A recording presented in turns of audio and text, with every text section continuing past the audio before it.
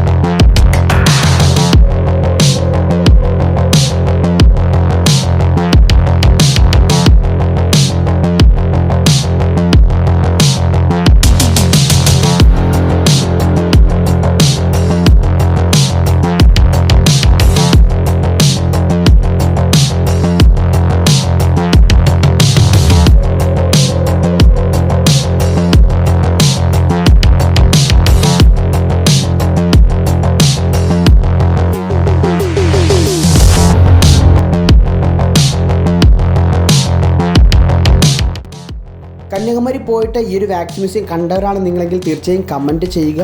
Video ഇഷ്ടപ്പെട്ട ലൈക്കും കമൻറ്റും ഷെയർ ചെയ്ത് കൂടെ തന്നെ ഉണ്ടാവുക. അടുത്തൊരു അടിപൊളി വീഡിയോ മാറ്റി ഞാൻ വീണ്ടും നിങ്ങളിലേക്ക് എത്തും.